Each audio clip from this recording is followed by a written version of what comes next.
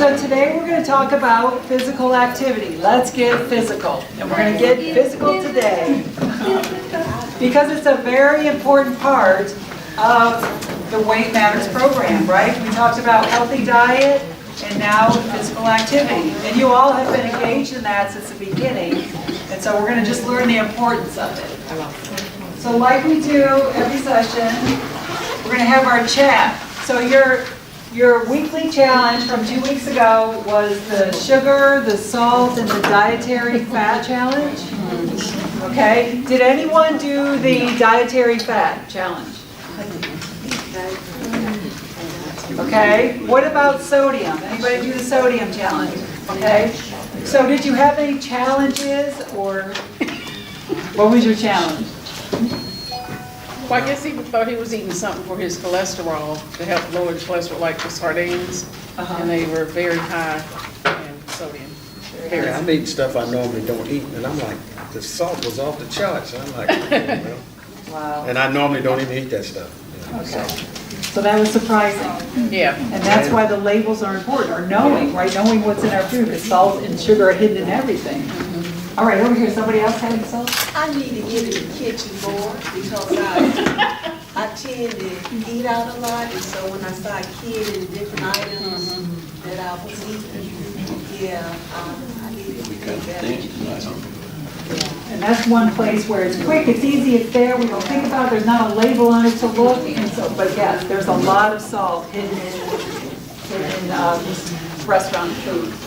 Okay, what about the sugar? Well, actually, let me ask you this, how many days? Did you do 3 or 7? 5 days, excellent, good deal. 3 days. Now what about sugar? Did anyone take that challenge on? Did you? Okay, how many days? 3 days. 3 days, okay. How about you? 3 days. 3 days. How was it? Oh my God. Everything had sugar. And then I started thinking, oh my gosh, I can't really have fruit because it's sugar. And then I said, well, you know, carrots are turned to sugar and you can't have this because that don't turn. So I didn't really know, like, was it just refined sugar? Or was it sugar, period? Oh my gosh. I felt like I should just have water. Well, we can't exist on water. Yeah, you so can't know exist that. on water. Exactly. I don't know, right, we could ask Dr. Brown, but I'm thinking it probably meant added sugar.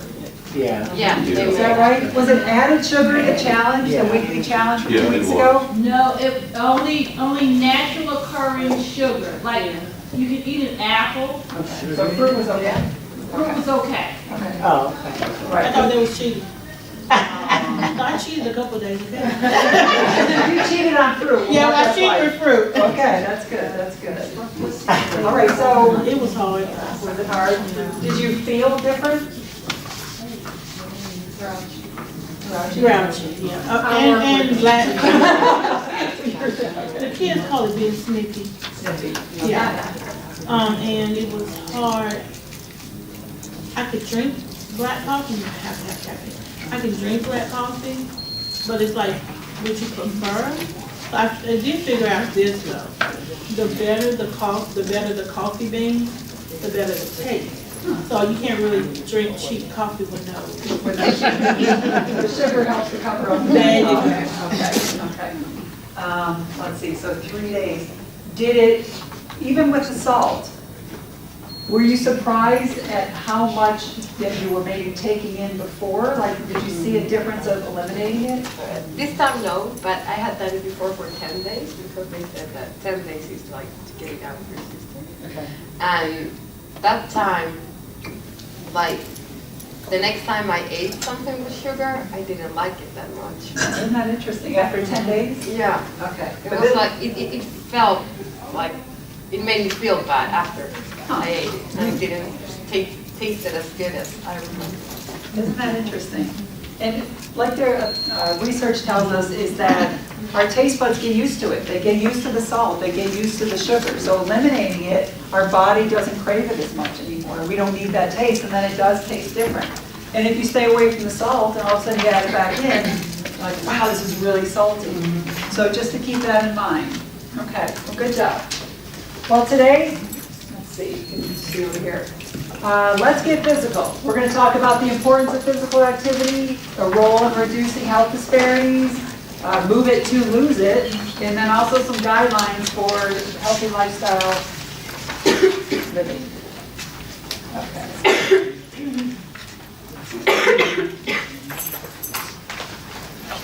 I'm going to jump ahead with this. Okay, so why is cardiovascular fitness important? Now, cardiovascular is just a big word for our heart, right? Our heart, our bloodstream, just that whole system. Pumps the blood. So cardiovascular endurance is the ability of the heart to provide oxygen to our muscles during physical activity for periods of time, and it's the most important aspect of cardiovascular fitness. Now, the reason for that is that our muscles, whether in our arms, our legs, our back, that's where metabolism happens. So do you remember from a couple weeks ago where we talked about putting fuel in our tank, right? So that's the fuel. What we don't use right away, we store. So when we exercise, we need to pull from those stores, right? And so we need oxygen to get to get the nutrients to the muscles so that they can burn that fat, right? And burn the glucose and things like that. So we need that. So we need the oxygen to do that for the metabolism. And we need the endurance of our heart. Our heart is also a muscle. And that's why physical activity is important, because just like when you're lifting weights or you're doing squats and you're trying to get, your legs toned, we want to get our heart toned. We want to get that cardiovascular system toned. And exercise does that. And it's good for us because when we strengthen our hearts and we become more cardiovascular, we get more endurance with that. We're able to do activities longer and maybe more intensity. It can help to maintain our proper weight. It can help lead to weight loss, if that's what our goal is. It can help lower our lousy cholesterol, the LDL, the bad cholesterol, and help to lower blood pressure as well. And that's in combination with the healthy fuel that we put in our bodies. Okay, so aerobic exercise. Have you all heard of that before? Okay. Aerobic just means with oxygen. So what happens when you start to work out? If you were, to get up and you start lifting your knees, or you were to climb some stairs, or to get on the treadmill, what are some physical things that happen when you start to work out? Get winded. What? Start to breathe heavier. Start to sweat. Yep. Your heart beats faster, exactly. So what happens is, with that breath rate, or your breathing rate, you're taking in more oxygen. And your cells need that to burn that fuel, right? To burn the food that you've eaten. They're pulling it from the store, that fat, right? If you're going to go on a 5-mile walk, it needs to pull that in. And so your breathing rate increases because the oxygen helps to break down that fuel and burn that fuel. It's like, let's see. Well, I won't use that example just yet. Okay. So the aerobic activity enhances that cardiovascular fitness. And what it is using those large muscles. So your legs, your quadriceps, your hamstrings, even your arms, your back. It's going to be sustained for a period of time. So if you think about like an aerobics class, has anyone taken any type of class like that at the YMCA? That Mixed Fit. Okay, what's it called? That Mixed Fit. Mixed Fit, is that a good class? Get your heart rate up, get you sweating. Good, burn some calories, awesome. So that's aerobic activity. It's sustained, it's rhythmic. What's another rhythmic activity that you can think of that might classify as aerobic? Zumba. Okay, that's good. Or running, or using the rowing machine, biking. What's that? Treadmill, exactly. Those would all fall under aerobic activity. So it's repeated use of those large muscles. So the oxygen burns the fat. So if you think about a train, when a train first starts, it starts down the track and it's moving, and those wheels are moving slower, right? Then what happens? It gets faster and faster. And then what happens? Smoke comes out of the chimney. I couldn't think of the word. Whatever the Exhaust. exhaust. Okay, thanks. Right? And that's kind of like your body. So as you start working out, you know, you're not sweating when you start, but as you start to pick up that speed, you start to burn fat and the glucose, right? And so when your body is taking that fuel, the fuel that you put in the tank, remember we talked about that with the car. How many gallons do you need in your car? So we're putting fuel in the tank, we're storing some for when we need it. Well, we're in aerobic activity, we need it now. It starts to burn it. So then your heart rate goes up and it's pumping all the nutrients where it needs to go to the muscles. Because the muscle is where the metabolism happens. Metabolism is just burning the fuel that you eat so you can do your work, okay? It's used to burn fats. So we talked about in the overview about the health disparities. So glucose, say people that have diabetes. When you eat, and you eat something that has carbohydrates, your blood sugar goes up. That happens with everybody, right? So then what do you need? You need insulin. Insulin goes to the cell. Insulin is like the key. It unlocks the door to the cell. The glucose goes into the cell. Activity, like physical activity, like aerobic exercise, you don't need the key. It's great. It comes in, the glucose comes into the cell and the back door. It's like a good friend. It doesn't need the key. It just comes in and gets into the cell, okay? So it helps to lower that blood glucose. So it's an easy way. It doesn't need the insulin to do that. So that's why physical activity is really good for people with diabetes, because it's kind of like that back door to get that glucose out of the bloodstream, because you hear about having high sugar or high blood glucose. It gets it out of the bloodstream, gets it into the cell. And the cell is where it's burning that fuel. Fats as well. So we're going to pull that. So remember we talked about if we eat too many calories, it's going to be stored in our fat cells, because it's thinking we're going to have a 25-mile walk, right? So it's hanging on to those extra calories. Well, as soon as we start to exercise, it's going to pull from those stores and start burning them. And that's what we want. That's what we want, is to burn the fat. We want to hang on to our muscles, because that's where the metabolism happens. That's where the engine of the train happens in our muscles. All over our body are using that, right? We want to hang on to muscle. We want to burn that fat. That's the good fuel we want to burn. And so aerobic exercise, physical activity, that helps that. And it can be performed at high level intensity over long periods of time, depending on how much you've trained and how much fuel you do have. Okay, so we're going to jump back. I apologize. Okay, so research has showed that we don't have to necessarily do all our activity in one lump sum. We don't have to do 30 minutes of it at a time or 60. We can break it down into 10-minute chunks, especially if we have really busy schedules, work schedules, kids, grandkids. The benefits are it can strengthen your immune system, it can burn those extra calories, and then it can elevate your mood for the entire day in just 10 minutes. So with your healthy eating, your healthy diet plan, in combination with these short bursts of exercise throughout the day, that can also help to shed some pounds. Like we said, try to lose the body fat and hang on to the muscle. So we are going to do an example of that right now.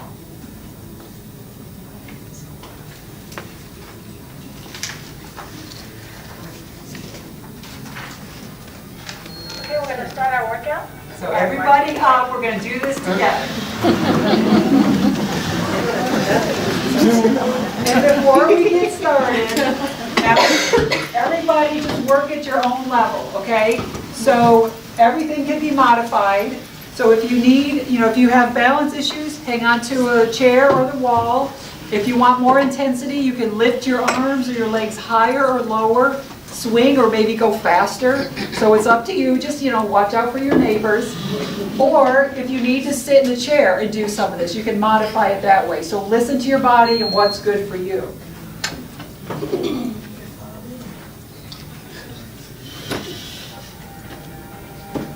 Now let's add some arms. Take a good deep breath up. Exhale down. Again, inhale up. Exhale down. Good. You're more comfortable? Pick up those shoes. All right, our first exercise is going to be the shoulder rest. Get those hands up to the shoulders. Push them up to the ceiling.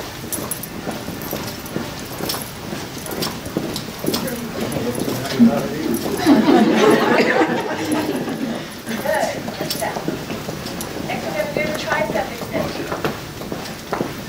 Triceps at the back of the arm. What I need you to do is bend at the hip. Bring your arms up to your sides, parallel to the ground. Bend the hand back. Bring your hand right about to your hip. Really squeeze that muscle. Really think about squeezing it. You'll really start to feel it working just with this activity.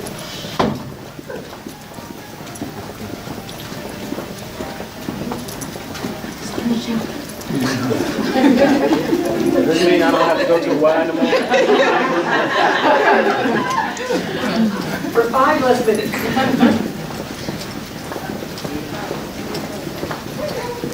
Now next we're going to do outside jumping jacks.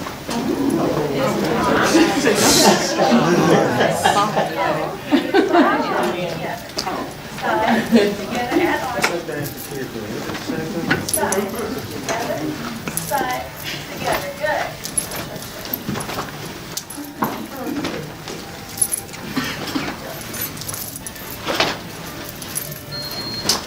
I've been doing all this stuff at the Y.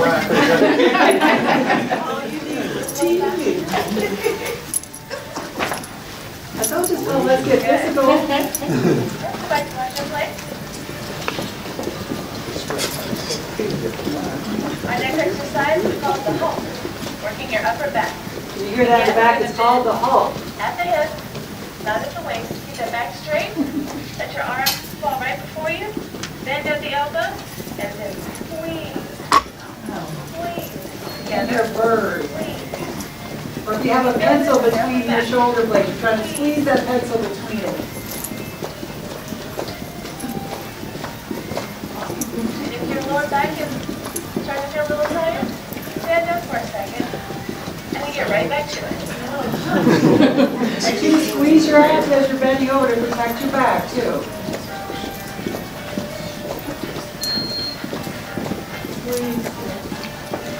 All right, right step.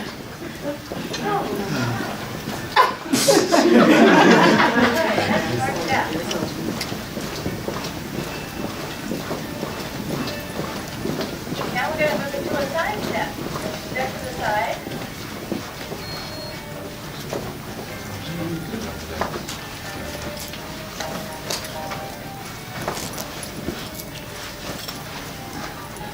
Now we're going to move into what we call the hallelujah. Just a step back.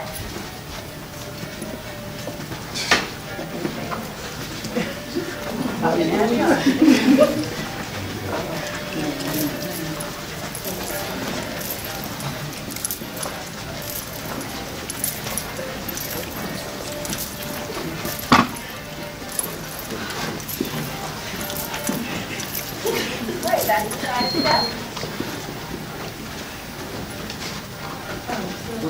Keep feet about 2 foot apart. Anybody get warm? Yes. Everybody going Now we up? go to a height that's comfortable for you. Try to force you height that is your body is prepared for. Will result in hurt. All right, and that's the side step.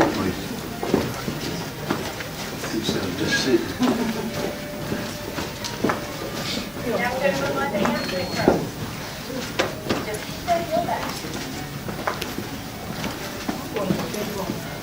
He's on the hamstrings. Kick and squeeze that hamstring, the muscle behind your, the back of your leg, the big one.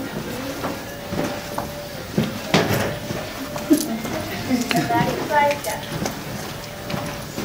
So you're burning fuel. Those muscles are burning up fuel right now. Punch. Punch it out in front of your body. Make sure you don't lock your elbow. Just a slight bend. Watch out for your neighbor. Be nice to your spouse.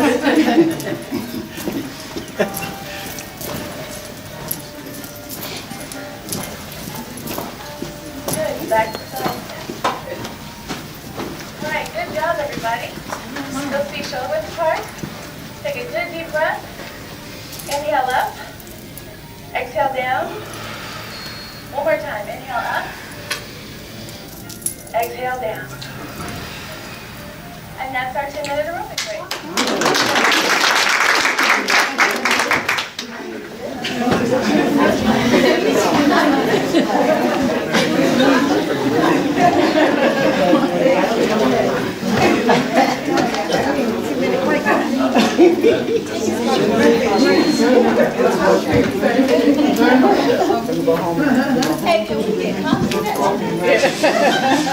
Well, I hate to disappoint you, but that was actually 5 minutes.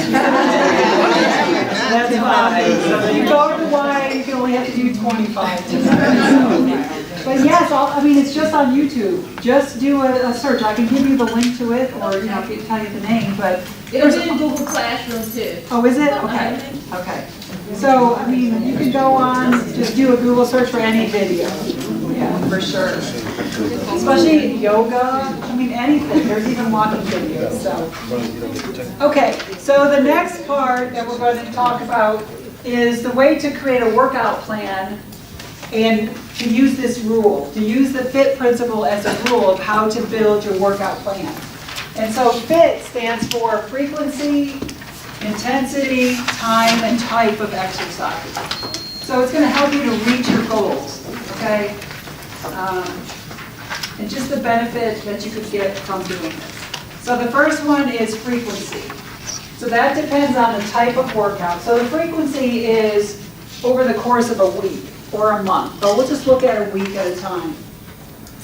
So you have to think about what type of workout are you doing? Are you doing strength training? Are you doing, I don't know, drawing a blank. Let's do something else. What about you want to run? You want to learn to run a 5K. Can you go out every day, 7 days a week, and run 5 miles to train for that? That's too much, right? That's too much. You might start out maybe walking and running, or walking get to a certain point, maybe be able to walk to 3 miles, and then you work your way up to running. So it depends on the type of workout. It depends on the difficulty. So you think about the big weightlifters with the dead weights. Can they do that for 25 minutes at a time? The guys, the big bulky guys that have the big 500-pound weights. I don't even know if they lift. You can't do that for very long, right? It depends on your fitness level.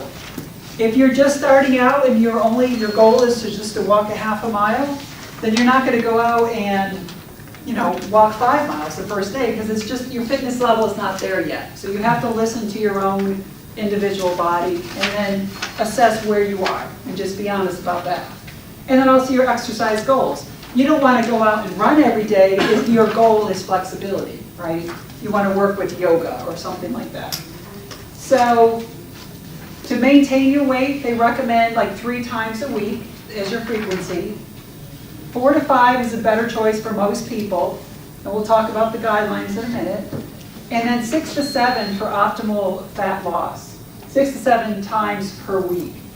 And I like to add a little disclaimer with that, and that's if you have moderate intensity workouts. If you have vigorous and very hard, strenuous workouts, you don't want to do that 7 days a week, because that would just be too much on your body, right? I used the example like CrossFit.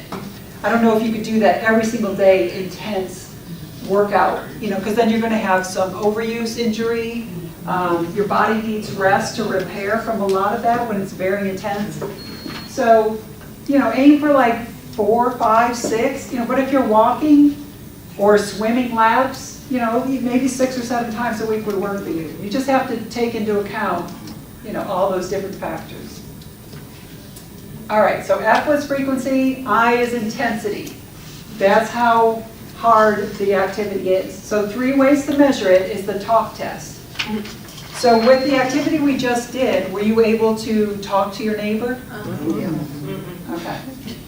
And see, that's also very individualized, right? Because somebody might have just gotten up and said, you know what, this is really intense for me, I need to sit down. So, somebody could have said, I could have done that for 6 hours. So it's very individualized. So you can use the talk test to find out how intense your workout is. You can use your perceived exertion. So when I asked you that question, was it hard? How hard was it? That's your perception of it. And then also the more precise way to figure out the intensity is the heart rate and when you're exercising. So we're going to calculate that in a minute. Because it can be done manually. It can be done with different devices. It can be done with your phone. Dr. Brown just showed me that earlier today, so we'll talk about that as well.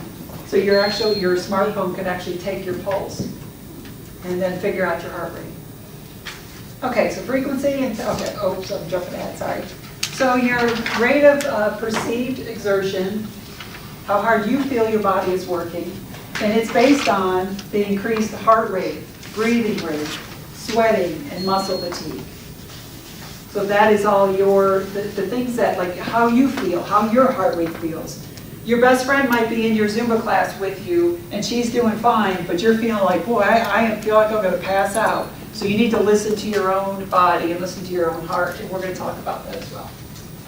So those are the things that you know that you're working and you're burning fuel when you get the increased heart rate and breathing rate. Okay, so here's the RPE, the rating of perceived exertion. So 6, nothing at all. Probably when you wake up in the morning or maybe just walking to get your coffee. If we walked out to the parking lot, 8, 9, very light, you can easily talk, or even like this activity that we did. The practitioners really recommend between 12 and 15 when you're working out. That's called the aerobic zone. And that's what you want to aim for to get that cardiovascular endurance, get that heart health, get that muscle, that heart strengthened. So that's a good place to stay. I mean, because if you get higher, it's very strenuous and you're very fatigued. Even like maximum exertion, like we talked about that big weightlifter. If he's doing that, he couldn't do 25 reps. He's going to pull it up, then he's dropping that bar, right? Because that's his maximum exertion, just to do that one pull. Just to give you an example. Okay, so what we're going to do now is take the heart rate. So the heart rate, your heartbeat is just the sound of the bell. So that's what the doctor listens to. Your heart rate is the number of times that your heart beats per 1 minute. And the pulse is what we can feel. Okay, so everybody take 2 fingers, and you can either use it on the carotid artery, either side of your neck, or on one of your hands. And if you draw a line up the middle of your arm, put the 2 fingers on the other side towards your thumb, and you should be able to feel a pulse there. You might have to move it around a little bit. So you can either use your neck. Everybody find it? Let's see, is there some other things?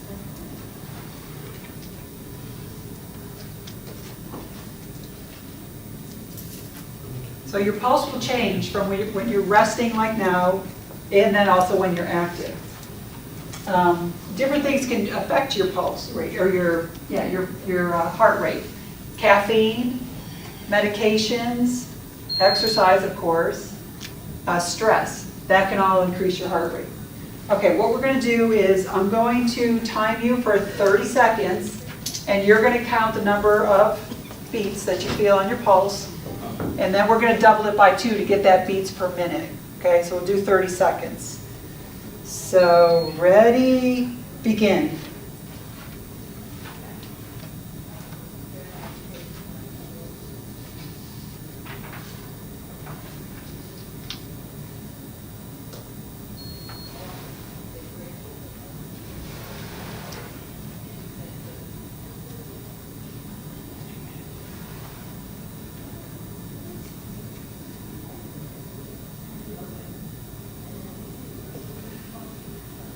And stop. Now write down that number and then double it. Or double it in your head. That is your resting heart rate. And that is the best indication of your heart's condition. And the average range is typically between 50 and 100. And the resting heart rates that are over 70, there's a higher chance of heart disease. But when you engage in physical activity, aerobic exercise, you start strengthening that heart, you can lower that resting heart rate. Okay, so by going to the Y and working out, doing that, you can lower that resting heart rate, And that's helping your heart. That training is really good for that. Okay, so does everybody have their resting heart rate? What we're going to do now, if you have an iPhone, you're going to search heart rate zones, and you're going to see this symbol, the heart with the bullseye, if you have an Apple device. If you have an Android, it's going to be search for heart rate zones, and it's going to be the picture of somebody walking or running. It's like a silhouette, and then there's like a rainbow behind them. And what we've seen today is it's the second one on the list on Google Store. So just search on heart rate zones. What was Apple? Apple was heart rate zones as well. And it should look like this symbol with the bullseye.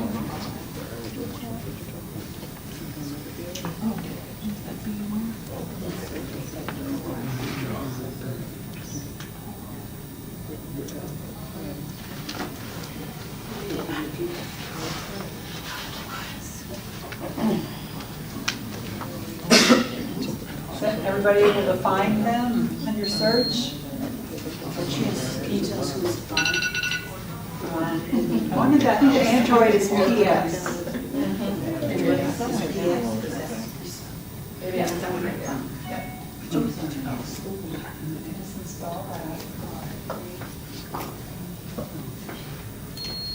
Everybody having good luck with that? Finding them? Okay. If you get the ones, well, I guess for both of them, put in your age, put in your resting heart rate that you just calculated, because it's going to give you zones. Here's the one for Apple. It's going to give you zones.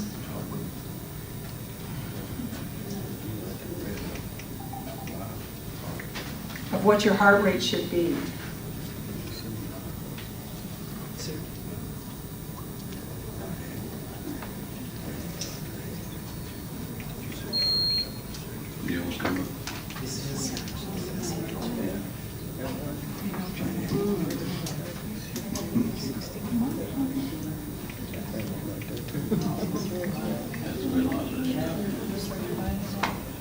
This is, I have an Apple. I've got an iPhone.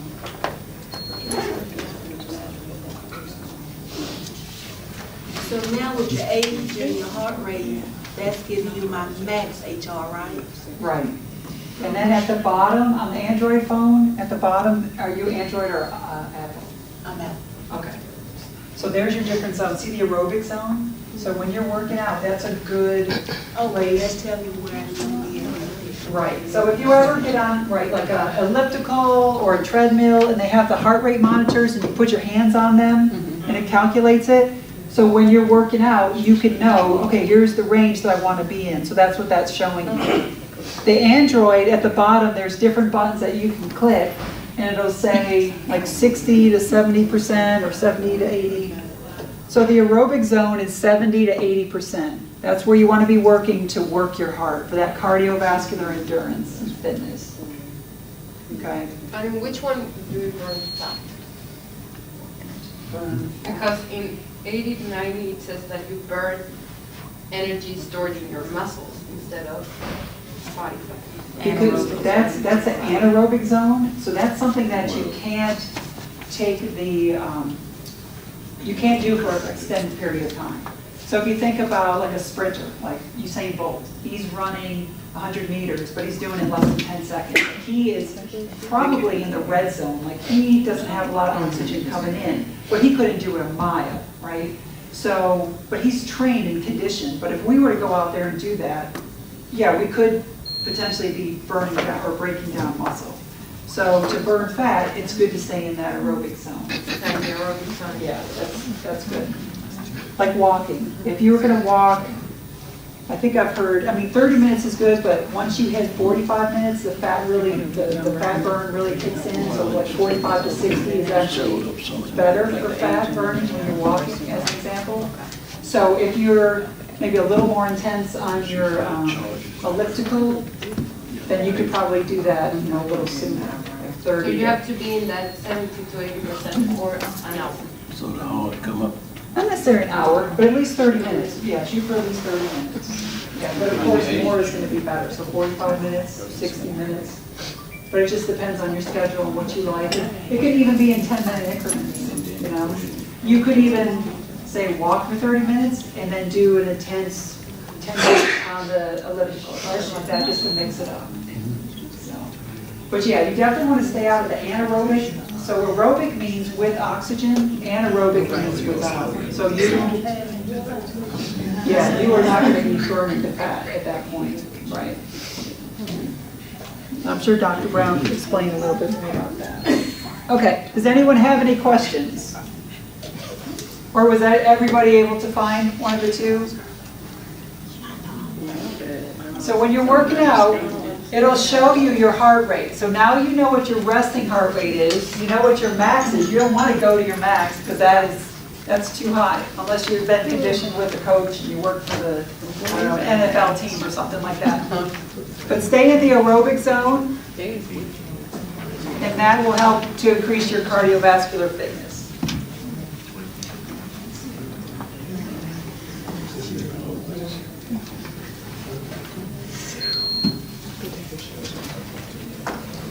Okay, so we've got the frequency, the intensity, now we're on to time. So the American College of Sports Medicine recommends 150 minutes per week. And you can just go and do that one day and just like knock it all out, but the better thing would be to spread it out over the week. So you've got 30 minutes of moderate exercise in that aerobic zone, that's 60 to 70 to 80% of your target heart rate, 5 days a week. So that would be a good goal. Or you could do 20 minutes up to an hour of vigorous, but only 3 days a week. Because like we talked about, you don't want to overdo it. You want to have rest as well. So if you're going to go vigorous and really intense, then your body needs to rest. And this would be a good way to break down that time, that 150 minutes. Yeah, so there's benefits in those 10 to 15 minute increments throughout the day if you can't fit it in. And recent research has showed that there's benefits by going 10-minute segments a couple of times a day, 2 to 3 times a day, over those 5 days per week. So there is benefit to that. That's like we talked about. You don't have to do it all in one. Now the type. What's the type of exercise that you perform? Well, what do you like? What do you like to do? What's going to get you moving? That's what we need to find. Let's see. So the type can help to improve the health-related fitness. So what that's trying to say is if you want to work on flexibility, or if you want to work on strength training, or if you want to work on that cardiovascular health. So there's aerobic activities for your heart. There is the strength training. There's yoga, things like that. What is really good for improving overall general fitness is mixed training, where you combine the cardio, you combine the aerobic activities with the strength training. That's what's really good, because you're working on those muscles, because that's what's going to burn all those fat stores, right, is the muscle. That's where the metabolism happens. It takes that fuel and burns it. What else? And then cross-training. So cross-training is engaging in a wide variety of activities. So what are some of your favorite activities that you all are doing since you've joined Weight Matters? Run. Run, okay. Water aerobics. Water aerobics, excellent. Walking, that's a good one. Strength training. Oh, good. Strength training, that's really good. That's important. Anybody do any type of flexibility? Yeah. Are you taking a class or No. just doing it on your own? Okay. Is anyone taking yoga? Okay. Tai Chi? Have you done that? Yeah. That's pretty interesting. Yeah. What about just stretching after you're done on the treadmill or the elliptical? Good, that's good. Okay. So just the type. So cross-training could be a variety of different things. Because if we did the same thing over and over every day, in 6 months down the line, our body's going to get very used to it. It's going to become efficient. So mixing it up, maybe one day, you get on the treadmill. The next day you go to Pilot Mountain and you go hiking. The next day you do water aerobics. The day after that, just mix it up so you can avoid the overuse injuries and then also just prevent boredom. Okay, so now we're going to talk just a little bit about strength training. There's different principles. The first principle is specificity, and that's just being like choosing a specific muscle. So you'll hear different weightlifters say, well, today I'm working on back, or say I'm doing legs. So it's just focusing on this specific muscle. The principle of overload is that, kind of like we talked about, if you do the same activity over and over again, your muscles are actually going to become really efficient and they're going to get bored, right? So you want to kind of stress them out. That's a good thing. So you do it by overload. So say every day you're working with 5-pound weights. Does anybody do free weights? Yeah. Does anybody do the machine weights? Yeah. Okay. So if you're doing 5 pounds, say, every day for 6 months, your muscle will get really efficient. So you're going to have to overload it. You're going to stress it out. So maybe you move up to 7.5 pounds or maybe 10. And then from there, once you do that, that's going to progress and let that muscle get stronger and bigger. So that's the principle of progression. Okay, flexibility, like we talked about. That's where you lengthen and stretch those muscles, and that's to help protect back, all your joints. It's really important. If you have tight muscles, that can impact knees, ankles. Stretching and flexibility is really important. And also balance. Benefits is range of motion around the joints.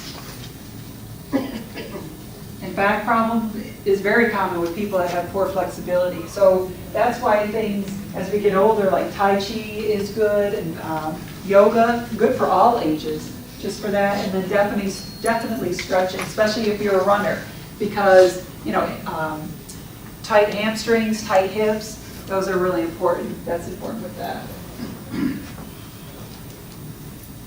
And it increases physical and mental relaxation. Has anyone ever taken yoga? How do you feel when you come out of yoga? Relax. That's a good feeling. Yeah, good. Okay, so the weekly challenge, number 7, session 7, is to track your physical activity. So what are the apps that you're using? Fitbit? MyFitnessPal? Okay. Any other ones? Okay, so the challenge is to track your physical activity on the app or on the tracking log and submit it to the Google Classroom. Now, has everyone gotten into Google Classroom so far? Any problems with Google Classroom? Can you give us the code again? All right, so if you go to Google Classroom, you have to have a Gmail account. Google won't allow you to get into their stuff unless you have a Gmail account. So if you need to just set up a Gmail account just for this one, then do that.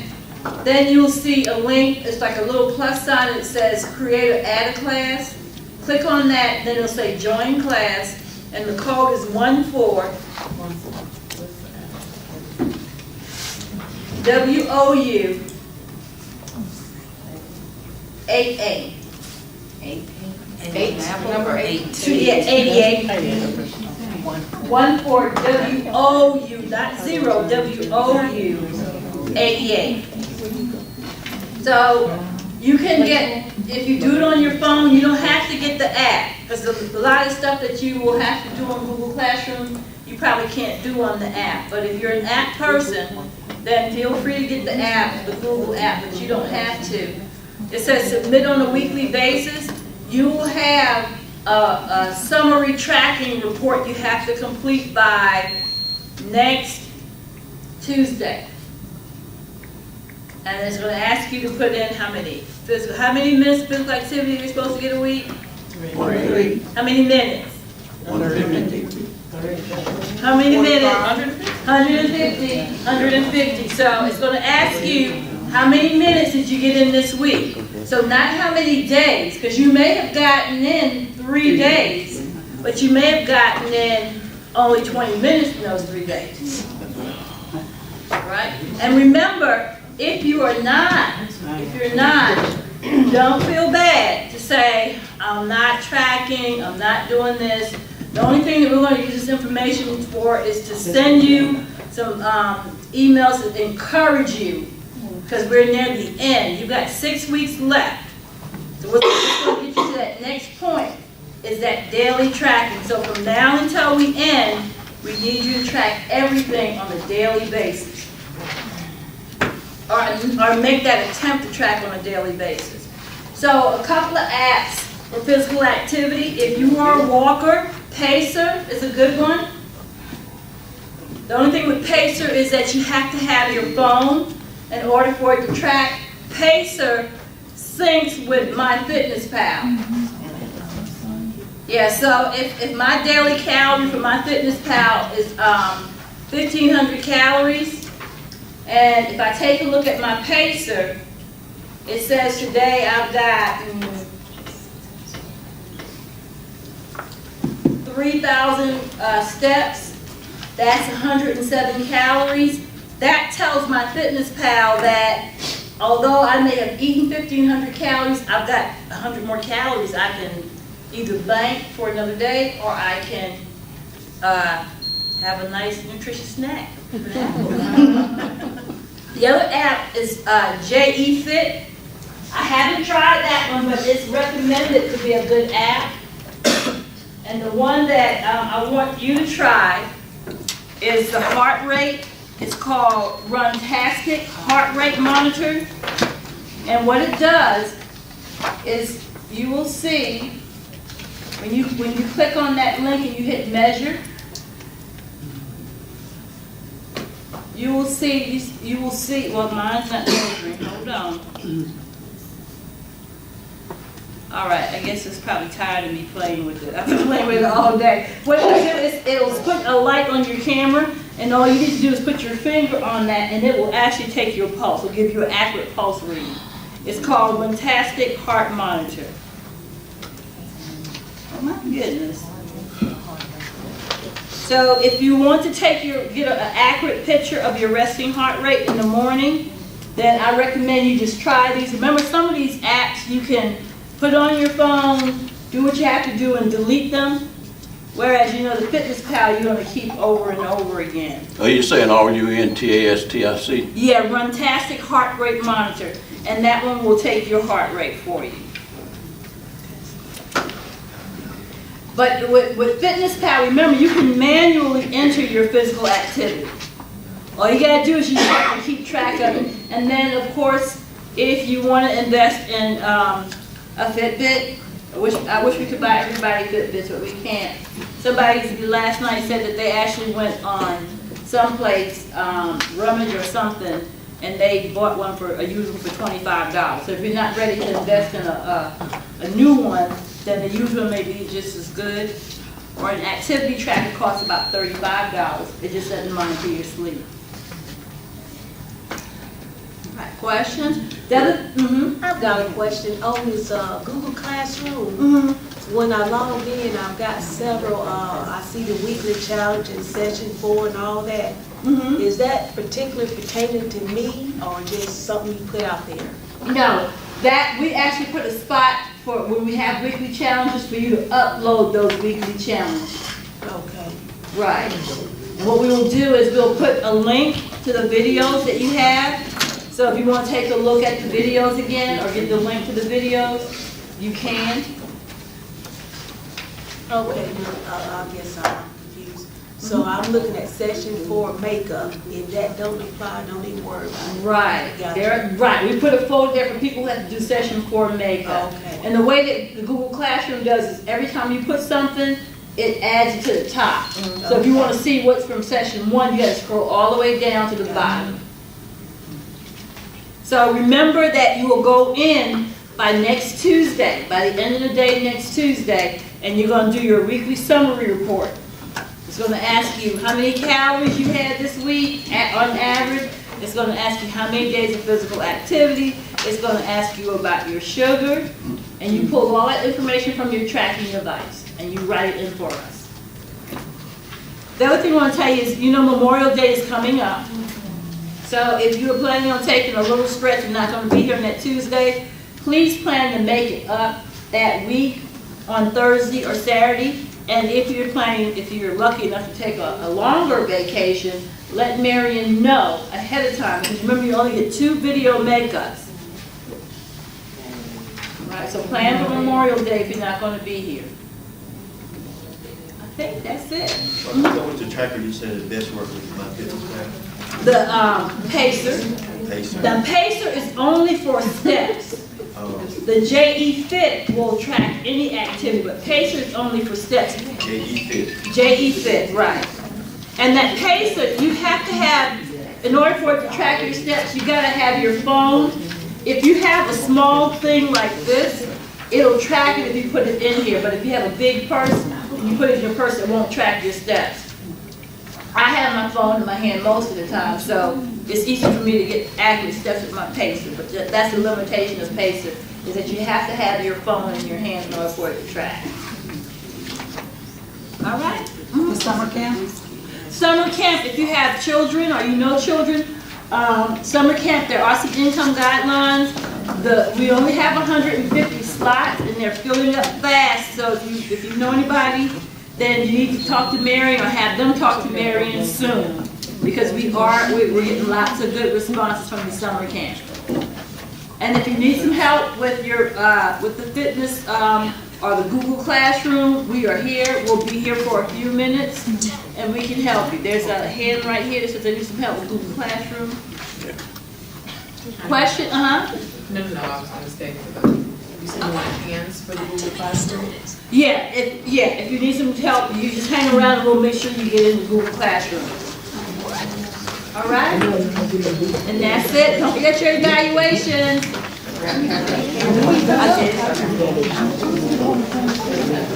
did.